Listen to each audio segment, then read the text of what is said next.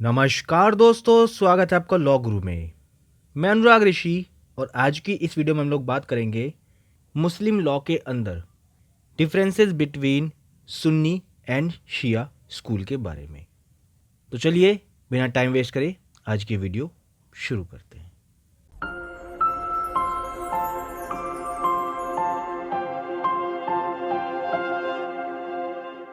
दोस्तों, मुस्लिम लॉ के अंदर अपनी पिछली वीडियो में हम लोगों ने बात करी थी स्कूल्स ऑफ मुस्लिम लॉ के बारे में, जिसमें हम लोगों ने देखा था सुन्नी एंड शिया स्कूल्स को और उसके अंदर उनके सब स्कूल्स को।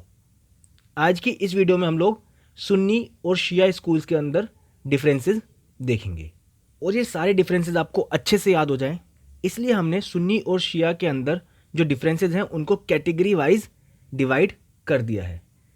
अगर हम बात करें सबसे पहले सुन्नी के अंदर कि सुन्नी का नेम जो है वो सुन्नी कहाँ से पड़ा, तो सुन्नी का जो नेम है, the name Sunni is drive from the phrase ahl al Sunna meaning the people of the tradition.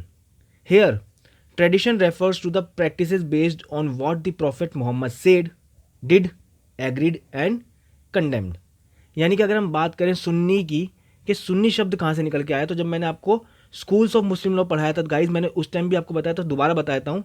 तो सुन्नी शब्द दोस्तों एक फ्रेज से निकल के आया जो कि है अहल अल सुन्ना, जिसका मतलब होता है पीपल ऑफ ट्रेडिशन, यानी कि ट्रेडिशन को फॉलो करने वाले जो व्यक्ति होते हैं। और ट्रेडिशन किसका? प्रॉफिट मोहम्मद का। प्रॉफिट मोहम्मद का जो बिहेवियर था, उन्होंने क्या कहा, क्या किया, या उनके जो बिहेवियर्स थे, उनके जो कस्टम्स थे, उनके जो एग्रीड, किस चीज़ पे एग्री होते थे, किस चीज़ पे एग्री नहीं होते थे, ठीक है, वो सब जो उनके ट्रेडिशंस थे उनको मानने वाले को हम कहते हैं सुन्नी। वहीं अगर हम बात करें शिया की कि शिया शब्द कहाँ से आया, शिया जो नाम है, शिया स्कूल का जो शिया नाम है वो कहाँ से निकल के आया? The name Shia comes from a movement Shiat Ali meaning the party of Ali. The Shia Muslim believe that prophet Muhammad's cousin and son in law Ali was the rightful successor to the Muhammad as leader of Islam. Guys, जैसे हम लोगों ने पिछली video में पढ़ा था, आप लोगों ने अगर वो वीडियो नहीं देखे तो जाकर जरूर देखें, मैंने आई बटन पर उसका लिंक डाल दिया है। आप लोगों को समझ में आ जाएगा कि सुन्नी और शिया जो है वो क्यों डिवाइड हुए, क्यों मुस्लिम लॉ के अंदर सुन्नी और शिया जो है दो स्कूल्स हम लोगों के सामने आए। तो यहाँ पर अगर शिया की हम बात करें तो शिया जो शब्द है वो शियत अली से निकल कर आए, यानी कि इसका मतलब होता है पार्टी ऑफ अली। अली कौन थे? अली प्रॉफिट मोहम्मद के कज़न और साथ ही साथ उनकी जो बेटी फातिमा थी उनके हस्बैंड थे। यानी कि देखा जाए तो अली जो थे वो प्रॉफिट मोहम्मद के कज़न और साथ ही साथ उनके सन इन लॉ थे। तो जिन लोगों ने प्रॉफिट मोहम्मद के बाद अली को उनका उत्तराधिकारी बनाने की बात करी, उन्होंने कहा कि भाई अली को ही प्रॉफिट मोहम्मद का उत्तराधिकारी होना चाहिए, उस पूरी पार्टी को कहते हैं पार्टी ऑफ अली, यानी कि शियत अली, जहाँ से ये शिया शब्द निकल कर आया। अब अगर हम बात करें सुन्नी के अंदर मैरिजेस के बिहाफ पे डिफरेंसेस, तो सुन्नी लॉ के अंदर गाइस, सुन्नी स्कूल के अंदर मुता मैरिज इज अनलॉफुल। वहीं अगर हम बात करें शिया स्कूल के अंदर, अगर हम बात करें मैरिजेस को लेकर, तो शिया स्कूल में मुता मैरिज जो है वो लॉफुल होती है। बात करें सुन्नी के अंदर, the Sunni law prescribes the presence of two male witnesses at the time of marriages. यानी कि अगर सुन्नी स्कूल के अंदर शादी हो रही है, निकाह हो रहा है दो लोगों का, तो वहाँ पर दो मेल विटनेसेस की ज़रूरत होती है, या फिर एक मेल और दो फीमेल विटनेसेस की ज़रूरत होती है। वहीं अगर हम बात करें शिया स्कूल के अंदर, the Shia law does not require the presence of witness at the time of marriages. यानी कि शिया स्कूल के अंदर दोस्तों निकाह के टाइम पर विटनेसेस की ज़रूरत नहीं होती है। सुन्नी में दो विटनेसेस की ज़रूरत होती है, दो मेल या एक मेल और दो फीमेल। वहीं अगर हम बात करें शिया में, तो शिया में during the time of marriage witnesses की ज़रूरत नहीं होती है। बात करें सुन्नी में, eight the time of divorce presence of witness is not necessary. यानी कि सुन्नी स्कूल के अंदर दोस्तों तलाक के टाइम पर विटनेसेस की ज़रूरत नहीं होती है। और वहीं अगर हम बात करें शिया की, the presence of to witnesses at the time of dissolution of the marriage is necessary. यानी कि शिया स्कूल के अंदर दोस्तों जब तलाक हो रहा है तो उस टाइम पर, या यही कह सकते हैं कि जब मैरिज जो निकाह है उसको डिसोल्व किया जा रहा है, उस टाइम पर दो विटनेसेस की ज़रूरत होना बहुत ज़्यादा ज़रूरी है। तो ये थे दोनों स्कूल्स के अंदर मैरिजेस के बिहाफ पर डिफरेंसेस। अब हम बात करते हैं डॉवर के हिसाब से, यानी कि दहेज के हिसाब से दोनों के अंदर डिफरेंसेस क्या हैं। बात करते हैं सुन्नी के अंदर डॉवर के अंदर डिफरेंसेस क्या है। The minimum amount of डॉवर is 10 दिरहम, यानी कि दोस्तों सुन्नी जो स्कूल है उसके अंदर मिनिमम जो अमाउंट है डॉवर का, दहेज का, वो फिक्स कर रखा है जो कि है 10 दिरहम। वहीं अगर हम बात करें शियाज के अंदर, शिया स्कूल के अंदर डॉवर को लेकर no minimum amount of dower is fixed in Shia school, यानी कि दोस्तों शिया स्कूल के अंदर डाउरी को लेकर मिनिमम अमाउंट जो है वो फिक्स नहीं किया गया है। वापस बात करते हैं सुन्नी की, no upper limit is fixed in any case, यानी कि दोस्तों सुन्नी स्कूल के अंदर डाउरी की कोई भी अपर लिमिट जो है वो फिक्स नहीं की गई है। वहीं अगर हम बात करें शिया स्कूल के अंदर, तो proper Dawar should not exceed 500 दिरहम, तो यहाँ पर जो प्रॉपर डाउरी दी जा रही है वो 500 दिरहम से ऊपर नहीं होनी चाहिए। किसके अंदर? शिया स्कूल के अंदर। सुन्नी स्कूल में मिनिमम अमाउंट फिक्स कर रखा है, शिया में नहीं कर रखा। सुन्नी स्कूल के अंदर अपर लिमिट जो है वो फिक्स नहीं कर रखी है, शिया में कर रखी है। तो ये होते हैं दोनों के अंदर डाउरी के बिहाफ पे डिफरेंसेस गाइस। आगे चलते हैं, डाइवोर्स के हिसाब से दोनों के अंदर डिफरेंसेस देखते हैं। बात करते हैं सुन्नी लॉ के अंदर डाइवोर्स के हिसाब से डिफरेंसेस। तलाक में बी अफेक्टेड ओरली और बाय अ रिटन डॉक्यूमेंट।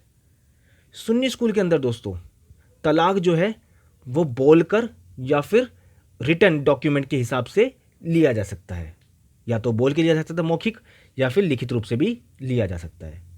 वहीं अगर हम बात करें शिया स्कूल के अंदर तलाक भैया कैसे लिया जा सकता है, तो talaq must be pronounced orally in the presence of 2 witnesses and a talaq communicated in writing is not valid unless the husband is physically incapable of pronouncing it orally.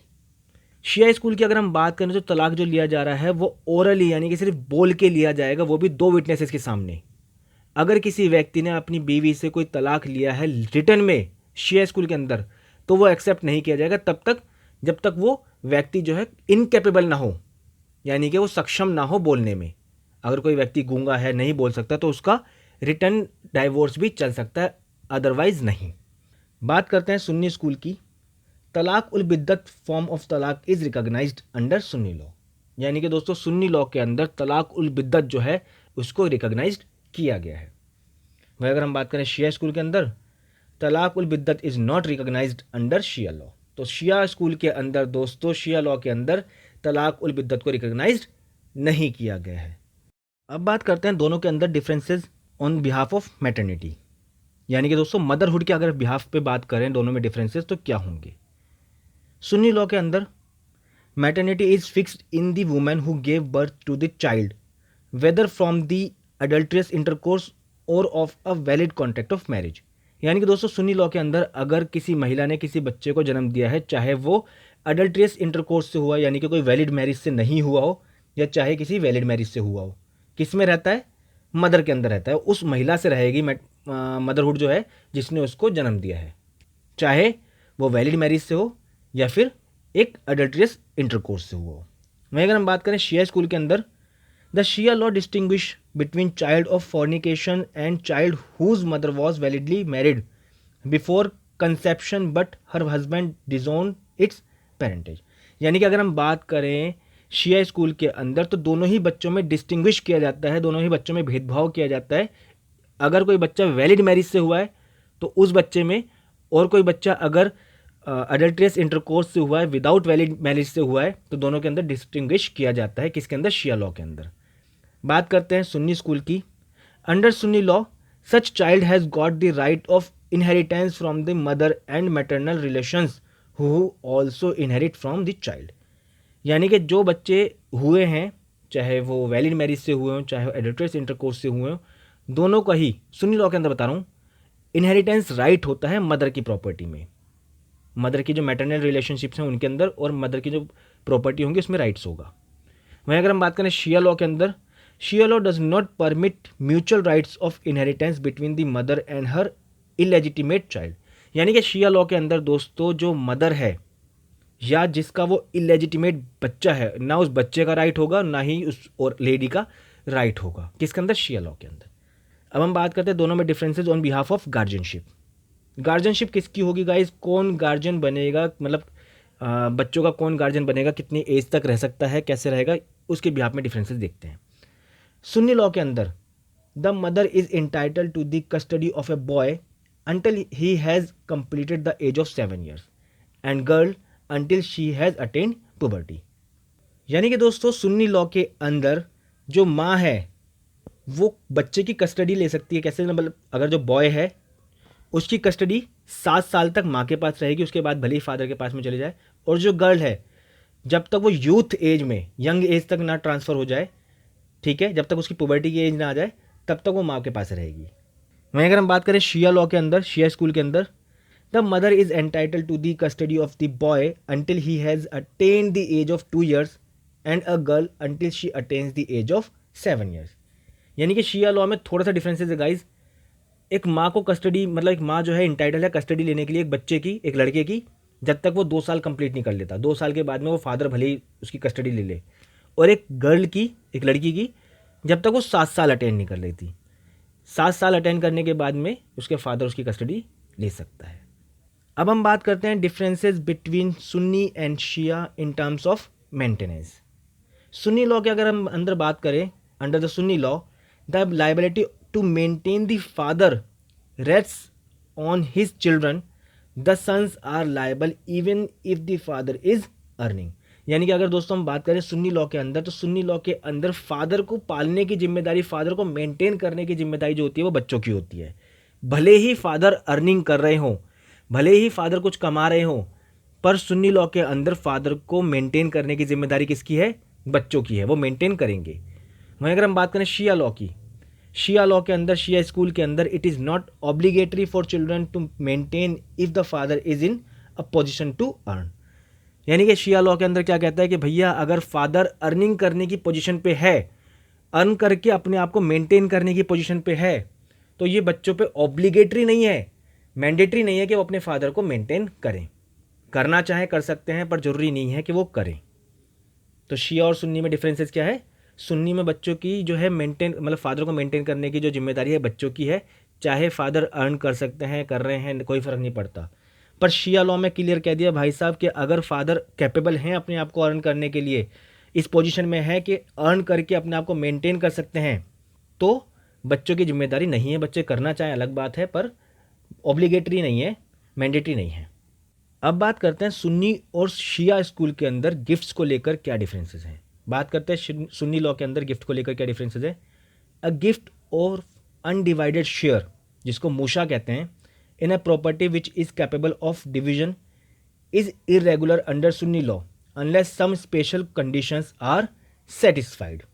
यानी कि दोस्तों सुन्नी लॉ के अंदर, सुन्नी स्कूल के अंदर, अगर किसी अनडिवाइडेड शेयर, ठीक है, किसी प्रॉपर्टी में अनडिवाइडेड शेयर है जिसको मूशा कहते हैं, जिसको डिवीजन करने के लिए कैपेबल है, जिसको डिवाइड कर दिया जा सकता है। मान लीजिए एक प्रॉपर्टी है, ठीक है, अनडिवाइडेड शेयर है उसके अंदर, ठीक, तो सुन्नी लॉ के अंदर वो इर्रेगुलर होगा, उसको डिवाइड नहीं किया जाएगा अनटिल और अनलेस कोई स्पेशल कंडीशन जो है उसको सेटिस्फाइड ना करना पड़े। वहीं अगर हम बात करें शिया स्कूल के अंदर, a gift of an undivided share is valid, यानी कि अनडिवाइडेड शेयर का अगर कोई गिफ्ट कर देता है किसी व्यक्ति को तो वो वैलिड होगा। सुन्नी लॉ में वैलिड नहीं है, शिया लॉ में वैलिड है। Though it be a share in property capable of partition, Shia law recognise a gift of a property to 2 or more donees as valid, though no division is made either at the time of gift or subsequently। तो हमें mainly ये समझना है कि शिया law के अंदर जो है अगर कोई गिफ्ट कर रहा है किसको, अनडिवाइडेड शेयर को, अनडिवाइडेड शेयर को जो कि प्रॉपर्टी में है, तो वो वैलिड होगा। सुन्नी लॉ में वैलिड नहीं होगा। चलिए दोस्तों, हमने नाम को लेकर, मैरिज को लेकर, डाउरी को लेकर, डाइवोर्स, मैटर्निटी, गार्जियनशिप, मेंटेनेंस और गिफ्ट को लेकर दोनों लॉ के अंदर डिफरेंसेस देख लिए। अब हम बात करते हैं विल्स को लेकर, यानी कि वसीयत को लेकर दोनों के अंदर क्या डिफरेंसेस हैं। बात करें सुन्नी लॉ के अंदर, सुन्नी लॉ के अंदर अगर विल्स की बात करें, a person under Sunni law can not bequeath anything in favour of an heir except with the consent of the other heirs signified after the testator's death. यानी कि दोस्तों मान लेते हैं सुन्नी लॉ के अंदर किसी वसीयतकर्ता की डेथ हो गई, तो जो उसके लीगल एयर्स हैं, जो भी उत्तराधिकारी हैं, उनमें से कोई भी व्यक्ति जो है अपनी जो प्रॉपर्टी है उसको बाकी उत्तराधिकारियों की सहमति के बिना किसी को भी आगे वसीयत नहीं कर सकता। वहीं अगर हम बात करें शिया लॉ के अंदर, under Shia law no consent is necessary if the bequest does not exceed 1/3 and where it does not exceed the consent of the heirs may be given even during the lifetime of the testator। Shia law क्या कहता है भाई साहब कि अगर property 1/3 से कम है तो जो बिक्वेस्ट प्रॉपर्टी जो की जा रही है, मतलब जो प्रॉपर्टी ट्रांसफर की जा रही है, जो विल की जा रही है, वसीयत की जा रही है, उसमें अदर लीगल एयर्स जो हैं, अदर उत्तराधिकारी जो हैं, उनकी कंसेंट की ज़रूरत नहीं है। सुन्नी लॉ में उत्तराधिकारी की ज़रूरत है, कंसेंट लेने की ज़रूरत है, शिया लॉ में कंसेंट लेने की ज़रूरत नहीं है। अब हम बात करते हैं इनहेरिटेंस के बिहाफ पर दोनों में डिफरेंसेस। यानी कि दोस्तों अगर हम सुन्नी लॉ के अंदर विरासत के बिहाफ पे डिफरेंसेस देखें तो there are 3 classes of heirs, namely sharers, residuaries and distant kindred. तो दोस्तों सुन्नी लॉ के हिसाब से विरासत में जिनको प्रॉपर्टी मिलती हैं उनकी 3 क्लासेस बताई गई है। पहली शेयरर्स, यानी कि जिनको उन प्रॉपर्टी में शेयर है। दूसरा रेसिडुअरीज, यानी कि जो अवशिष्ट विशिष्ट जो बच गए हैं उनकी बात कर रहा है। और तीसरा कहता है डिस्टेंट काइंडर, यानी कि जो दूर के रिश्तेदार हैं उनकी बात की जा रही है। वहीं अगर हम बात करें शिया लॉ के अंदर, there are only 2 classes of heirs, sharers and residuaries. Shia law के अंदर सिर्फ और सिर्फ 2 क्लासेस को रिकॉग्नाइज किया गया, तीसरी क्लासेस को छोड़ दिया है। पहला लीगल एयर्स, माफ़ कीजिएगा, शेयरर जो हैं उनकी बात की जा रही है, यानी कि जिनका शेयर है उस प्रॉपर्टी में, उनकी बात की जा रही है। दूसरा है रेसिडुअरीज, यानी कि जो अवशिष्ट हैं।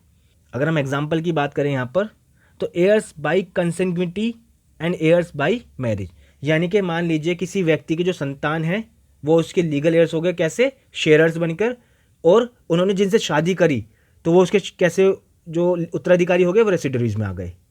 अगले पॉइंट की अगर हम बात करें सुन्नी लॉ के अंदर, the Sunni law does not recognise any right of primogeniture, यानी कि दोस्तों जो बड़े बेटे को अधिकार मिलता है, जो ज्येष्ठ अधिकार मिलता है, उसको रिकॉग्नाइज नहीं किया गया है सुन्नी लॉ के अंदर।